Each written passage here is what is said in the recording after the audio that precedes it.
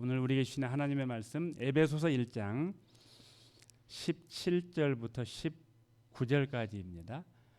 혹시 성경으로 보실 분은 신약성경 311면이고요. 에베소서 1장 17절부터 19절입니다. 이것은 살아계신 하나님의 말씀입니다. 하나님의 말씀을 들으십시오. 우리 주 예수 그리스도의 하나님 영광의 아버지께서 지혜와 계시의 영을 너희에게 주사 하나님을 알게 하시고 너희 마음의 눈을 밝히사 그의 부르심의 소망이 무엇이며 성도 안에서 그 기업의 영광의 풍성함이 무엇이며 그의 힘의 위력으로 역사하심을 따라 믿는 우리에게 베푸신 능력의 지극히 크심이 어떠한 것을 너희로 알게 하시기를 구하노라. 지난 시간에 우리는 에베소서 1장 15절 16절을 통해서 어떤 제목의 설교를 들었을까요? 기억이 안 나요. 멈출 수 없는 감사 땡땡 믿음과 사랑 이라는 말씀을 들었습니다. 바울 사도는 에베소서 교회 성도들에게 에베소 교회 성도들에게 나타난 두 가지 열매 때문에 감사를 멈출 수가 없었습니다. 첫째는 주 예수 안에서의 믿음이었고 이 믿음이 공동체 안에서 표현이 돼요. 그게 뭐냐? 모든 성도를 향한 사랑이죠. 그래서 하나님 사랑과 이웃 사랑은 분리될 수 없습니다. 보이는 형제를 사랑하지 않고 보이지 않는 하나님을 사랑한다? 말이 안 되겠죠. 자, 이 에베소서가 쓰여질 당시 이 에베소는 지난주에 말씀드린 대로 우상의 집합지였어요. 온갖 우상 숭배와 향락이 가득한 도시였습니다. 저는 에베소서를 죄송해요. 자꾸 서자가 붙지. 지난 1시간을 잠을 못 잤더니 에베소를 생각하면은 이 에베소가 뭐 2000년 전에 그 먼 곳에 있는 그 시티가 아니라 우리가 살고 있는 이 로스앤젤레스가 에베소서가 아닌가 그런 생각을 합니다. 저희 아파트는 원래 목회자 관사라는 별명이 있었어요. 15년 전에는 다 거의 목회자였어요. 그런데 지금은 이제 타인종들이 많이 들어왔는데 영적으로 너무 혼탁해요. 영적인 건 관두고 상식도 통하지 않는 그런 곳이 되어버렸습니다. 또 LA를 올 때마다 저희 애들이 LA에만 들어서면 아빠는 왜 운전이 LA 모드가 되느냐 그러더라고요. 그래서 LA를 이렇게 또 생각하고 기도하면서 이 에베소가 멀리 있지 않고 우리 로스앤젤레스가 LA가 아닌가 그런 생각을 합니다. 이 에베소에는 아데미 신전이라고 들어보셨을 텐데 어마어마한 여신이에요. 여신, 풍요의 신전이 있었어요. 그리고 온갖 미신과 마술이 횡행했고 이 여신인 아데미 신전에는 여사제들이 있었어요. 그래서 이 여신을 자극을 해야 풍요로움이 오기 때문에 이 남창들이 있었어요. 아주 음란하고 온갖 죄악이 만연한 도시. 그런 척박한 환경 속에서도 이 에베소 교회 성도들은 예수 그리스도를 향한 믿음을 지켰습니다. 서로를 사랑하는 공동체로 살고 있었습니다. 바울이 이 에베소 교회를 개척했는데 이 소식을 전해드리니 어떻겠어요? 너무너무 감격이 되는 거예요. 그 척박한 영적 환경 가운데서 저들이 믿음을 지키고 서로 사랑하는구나. 얼마나 마음에 감동이 됐겠습니까? 그래서 이렇게 말합니다. 너희로 말미암아 감사기를 그치지 아니하고 우리 모든 목회자의 마음일 것 같습니다. 자, 그런데요, 바울의 감사는 여기서 끝나지 않고 곧 기도로 이어집니다. 우리 16절을 다시 보시면은 내가 기도할 때에 기억하며 너희로 말미암아 감사하길 그치지 아니하고. 바울은 에베소 교회를 생각할 때마다 감사했습니다. 그리고 그 감사가 자연스럽게 기도의 자리로 이어졌습니다. 여기서 우리는 중요한 영적 원리 하나를 발견합니다. 감사는 기도의 시작입니다. 우리 기도할 때 항상 그게 거의 정형화됐잖아요. 하나님 감사합니다. 그렇게 우리 기도를 시작하잖아요. 감사는 기도의 시작이에요. 누군가로 인해서 하나님께 감사하게 되죠.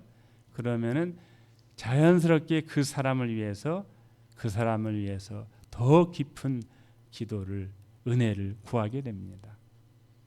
부모가 자녀를 생각할 때 그렇지 않습니까? 또 목회자가 성도들을 생각할 때 그렇지 않겠습니까? 감사할수록 우리는 더 많이 기도하게 됩니다.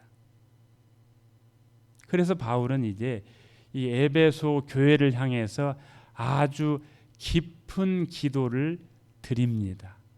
그 기도의 핵심은 알게 하소서. 오늘 설교의 제목처럼 알게 하소서. 알게 해달라는 거예요. 본문에서 바울은 성도들이 어떤 사실을 알게 해달라고 기도합니다. 자, 그런데 여기 알게 하소서라는 말은 사실은 동사가 아니라 명사로 나와 있는데 그 내용을 다 지금 설명하자는 건 아니고요. 여기서 안다, 알게 하소서, 안다, 지식, 이 말은 어떤 사물이나 사람에 대해서 그냥 지식으로 안다, 그런 말이 아닙니다. 미국 대통령 도널드 트럼프 모르는 분 손 들어보세요. 다 알잖아요. 저도 미국에 온 지 얼마 안 됐지만 트럼프 대통령 알아요. 세상과 담을 쌓고 살았던 사람이 아닌 이상은 누구나 다 알아요. 인터넷에서 도널드 트럼프만 쳐도 그냥 정보가 쫙 나와요. 넘쳐나요.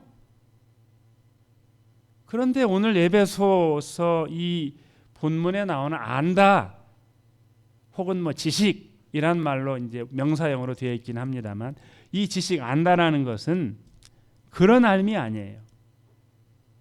단순히 정보를 아는 것이 아니라 마치 제가 아내를 알아요. 제 아내가 저를 알아요. 그래서 물론 이제 깊이 교제를 하면은 물론 들어서 알기도 하겠지만은, 예를 들면 우리 남편은 뭘 좋아해? 알아요. 속속들이 알아요. 관계를 통해서 알게 되는 거예요. 물론 여기 한 분은 제가 부추김치, 파김치 좋아하는 걸 알고 그걸 잘라다 주시더라고요. 그게 먹고 싶다는 게 아니고, 제 아내가 저를 20년 넘게 살다 보면 잘 알아요. 관계를 통해서 아는 거예요. 그러니까 여기서 안다라는 말은 그 말입니다. 관계를 통해서 아는 거예요. 좀 구약의 표현을 빌린다면은 부부가 서로 아는 거. 예를 들면은 아담이 하와를 알았다. 그리고 자식을 낳는 거예요. 그런 알미예요. 인격적인 관계를 통해서 경험적으로 깊이 아는 것, 그것을 의미해요. 그러니까 바울 사도는 에베소 교회 성도들이 그렇게 척박한 환경 가운데서 믿음을 지키고 서로 사랑하는 그 모습을 전해 듣고 감격했는데, 감사했는데 거기서 그치지 않고 그들을 위해서 깊은 기도를 하는 거예요. 깊이 하나님을 알아갈 수 있도록 그들을 위해서 기도를 하는 겁니다. 그래, 오늘 설교 제목이 뭐예요? 깊은 기도 알게 하소서. 사랑하는 여러분, 선포되는 말씀을 통해 하나님을 더 깊이 아는 은혜가 있기를 바랍니다. 자, 우리 17절 같이 읽으시죠. 17절입니다. 우리 주 예수 그리스도의 하나님 영광의 아버지께서 지혜와 계시의 영을 너희에게 주사 하나님을 알게 하시고. 아멘. 여기서 먼저 중요한 질문 하나가 있습니다. 누가 알게 하시는가? 누가 알게 하셔요? 그렇죠. 하나님이 알게 하시는데 누구를 통하여서? 여기 지혜와 계시의 영. 예. 근데 이것을 잘못 이해하면은 여기서 아주 중요한 단어인데, 지혜와 계시의 영을 줬다. 그러면 하나님이 우리에게 지혜도 주시고 계시도 주셔서 우리에게 그런 마음 정신을 주셔서 하나님을 알게 하시는가 보다라고 오해할 수가 있습니다. 이전 성경에는 지혜와 계시의 정신 그렇게 번역을 했어요. 맞지 않습니다. 새로 번역하면서 지혜와 계시의 영 했는데 이것도 충분히 원문의 의미를 담고 있지 않습니다. 여기 영이란 말은 성령님을 가리키는 단어예요. 그러니까 지혜와 계시의 성령님께서 지혜와 계시를 주신다는 말이에요. 진리의 영이시잖아요. 우리 이따가 결단성 부를 때 성령이 스승되셔서 진리를 가르치시고, 성령님이 진리의 영이세요. 사람의 지식으로는 하나님을 알 수가 없습니다. 아무리 머리가 좋고 공부를 많이 해도 하나님을 완전히 이해할 수는 없습니다. 여기 서서 여러분에게 설교를 하는 저도 그렇게 머리가 나쁘지 않았고 가방끈이 긴데 엄청 길어요. 그런데 공부를 하면 할수록 하나님을 잘 모르겠더라고요. 처음에 신학교 들어갔을 때는 서술이 펄해가지고 그냥 1년 배우고 나서 내가 하나님을 이만큼 아는 것 같다 이랬는데, 배울수록 잘 모르겠더라고요. 인간의 힘으로, 인간의 지식으로, 공부로, 학문으로 하나님을 완전히 이해할 수는 없습니다. 철학도 하나님을 설명하려고 하고, 과학도 하나님이 주신 일반 은총의 영역에서 하나님이 세워둔 법칙을 알아가요. 뭐 과학자들이 뭐 발견하고 발명했다고 요란한데, 하나님이 만들어 놓으신 그 법칙을 그냥 알아가는 거예요. 자, 그래서 이 하나님을 참으로 알게 되는 것은 성령님이 열어주셔야 돼요. 계시라는 말이 이렇게 감춰졌잖아요.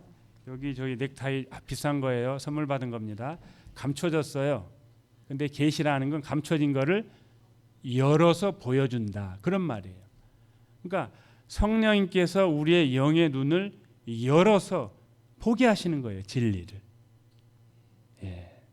그래서 우리 누구든지 성령으로 아니하고는 예수를 주라 할 수 없느니라.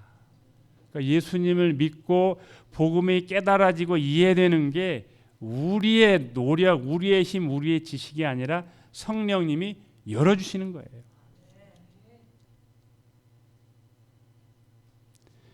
우리가 예수님을 믿게 된 것 성령님의 역사 때문이죠. 그래서 우리 교회에서는 설교 직전에 이 찬양을 늘 합니다. 방금 전에 불렀던 주님의 성령 지금 이곳에. 성경을 누가 기록했어요? 성령님이 감동을 하는 인간 기자들이 썼잖아요. 그렇죠? 그러니까 이 성경은 사람의 말이면서 동시에 하나님의 말씀이에요. 그러니까 하나님의 말씀에만 방점을 찍게 되면은 이거는 마술책이 돼버려요. 우리 인간의 언어로 적혀 있습니다. 물론 처음 기록된 언어가 구약은 히브리어와 아람어고 신약은 헬라어지만 당시 사람들이 쓰던 언어였어요.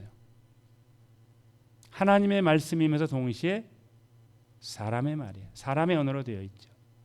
마치 예수님이 어떻게 해요? 하나님이시면서 사람이신 것처럼.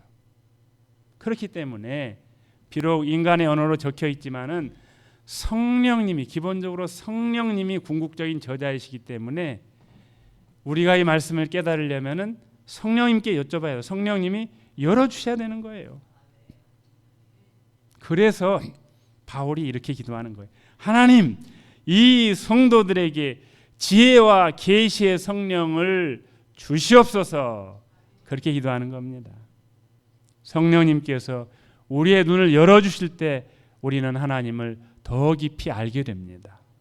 성령님께서 우리의 마음을 밝혀주실 때 우리는 영적인 세계를 보게 됩니다. 신앙의 모든 이 깊은 신앙들이 성령님의 역사에서 시작됩니다. 우리가 보통 성령 하면은 무슨 성령의 은사만을 생각하기 쉽습니다. 물론 성령님은 우리에게 은사를 부어 주시는 분이지만 그 이전에 우리로 하여금 복음을 듣고 그 복음을, 진리의 말씀을 깨닫게 해주시는 그런 분이세요. 사랑하는 성도 여러분, 저와 여러분에게 지혜와 계시의 성령님께서 충만하게 임하셔서 하나님을 더 깊게 아는 은혜가 있기를 축복합니다. 자, 그러면은 이제 도대체 뭘 그렇게 알게 해달라는 건가? 세 가지가 나와요. 세 가지가 나오는데 우리말에도 이렇게 딱 정확하게 아주 그냥 선명하게 드러나는데 원문에는 너무 선명하게 딱 세 가지가 나와요. 자, 그 첫 번째가 부르심의 소망이에요. 자, 우리 18절 같이 한번 앞부분만 같이 읽으시죠. 너희 마음의 눈을 밝히사 그의 부르심의 소망이 무엇이며, 여기 중요한 표현이 또 하나 나오는데 마음의 눈이에요. 마음의 눈. 마음의 눈이 어디가 있대요? 마음의 눈. 뭐 은유적인 표현이죠, 당연히. 그러니까 성경에서 말하는 이 마음은, 우리 마음 그러면 감정으로 생각을 하기 쉬운데 이 마음이라는 거는 사람 마음의 중심, 아주 어려운 말로 좌소 그럽니다. 그래서 우리가 마음으로 믿어 의에 이르고 그런 표현 있잖아요. 우리 복음을, 예수님을 믿을 때 우리 마음에다 영접한다고 하잖아요. 마음. 우리 마음에, 그러니까 사람의 아주 깊숙한 곳, 인간 영혼의 좌소, 여기를 가리키는 거예요. 우리의 생각과 의지와 영적 인식이 다 모여 있는 곳, 바로 그 마음을 열어달라는 거죠. 그래서 이렇게 기도해요. 하나님, 이 사람들의 깊숙한 마음, 영혼의 좌소, 그 눈을 밝혀주십시오. 그렇게 기도하는 겁니다. 저도 안경을 낀 지가 오래되었는데 어떤 사람이 집에서 안경을 막 찾고 있었어요. 내 안경 어디 갔어? 내 안경. 그런 경험 있으시죠? 막 안경을 막 찾는 거, 여기저기 다 뒤져도 못 찾겠는 거예요. 분명히 여기다 어디 뒀는데 어디 갔지? 가족에서 물어봤어요. 야, 내 안경 어디 갔어? 그랬더니 안경 쓰고 있잖아요, 아빠. 안경을 쓰고 있으면서도 안경을 찾아요. 왜요? 이 안경을 쓰고 있지만 그 안경을 내가 썼다는 것을 인식을 못하고 있는 거예요. 똑같습니다. 신앙도 많은 사람들이 하나님의 은혜와 부르심 속에 살면서도 그걸 보지 못하고 깨닫지를 못하는 거예요. 그래서 하나님이 나를 어떻게 부르셨는지, 우리 인생이 어디를 향해서 가고 있는지 그 소망을 보게 해달라고 기도하는 거예요. 하나님, 이 성도들이 부르심의 소망을 알고 보게 해주십시오. 그렇게 기도하는 겁니다. 사랑하는 성도 여러분, 저와 여러분의 영의 눈이 열려서 우리를 향한 부르심을 알게 되기를 주님의 이름으로 축복합니다. 자, 두 번째, 뭘 알게 해달라 기도하는가? 그 기업의 영광의 풍성함. 말도 어렵네요.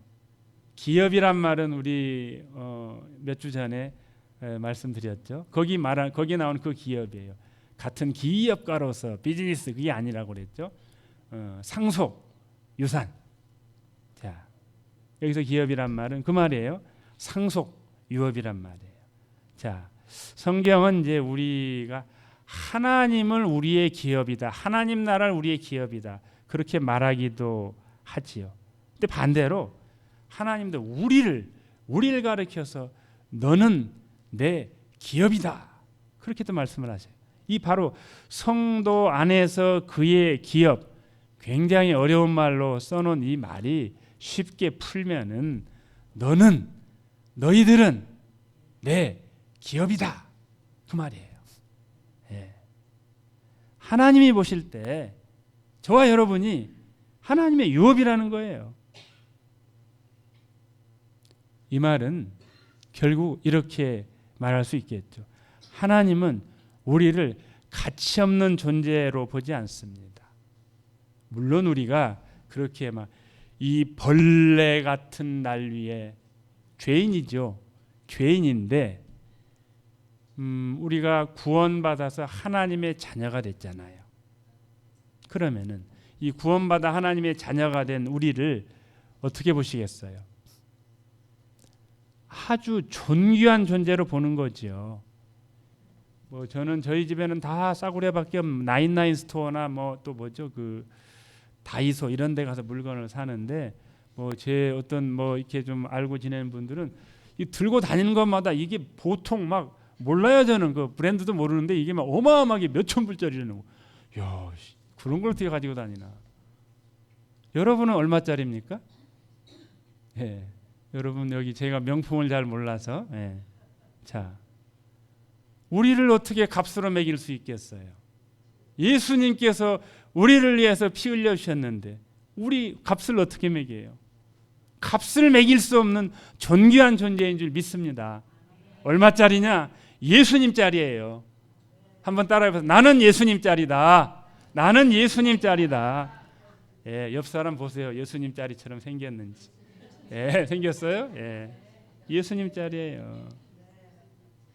하나님은 우리를 영광의 유업으로 보셔요. 하나님의 자녀예요. 우리는 하나님 나라를 상속받은 사람들입니다. 어깨를 딱 펴고 당당하게. 제 어깨는 이게 선천적으로 이게 허리가 여기가 굽었어요. 이해하세요? 예. 그 어깨를 딱 좀 펴고. 예. 그래서 바울이 이렇게 기도하는 거예요. 하나님, 이 성도들이 자신이 얼마나 존귀한 존재인지 알게 해주십시오. 그렇게 기도하는 겁니다.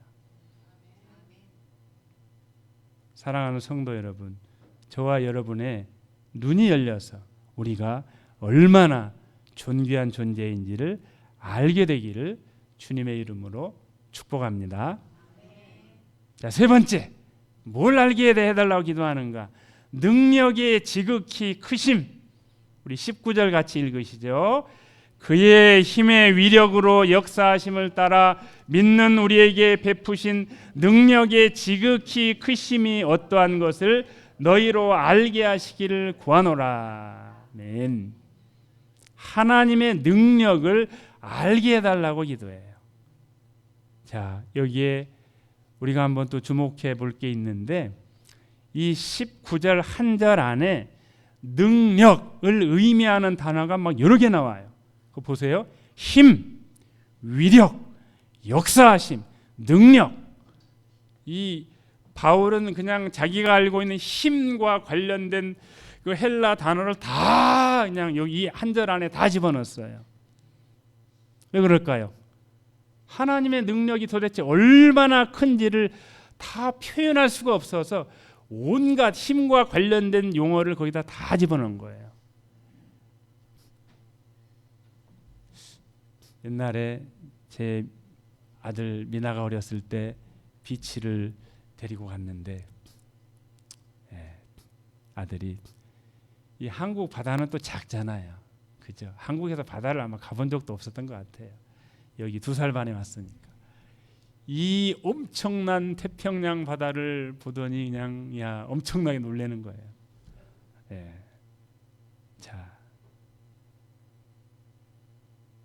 집에 와가지고 바다가 얼마 큰지 알아? 엄청 커, 진짜 커, 대따 커.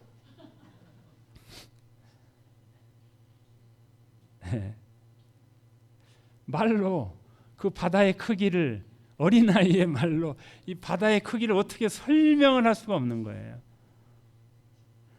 아이가 알고 있는 언어로는 이 엄청난 바다의 크기를, 태평양 바다의 크기를 설명을 못하는 거예요. 어쩌면은 바울 사도도 그런 마음이었을 거예요.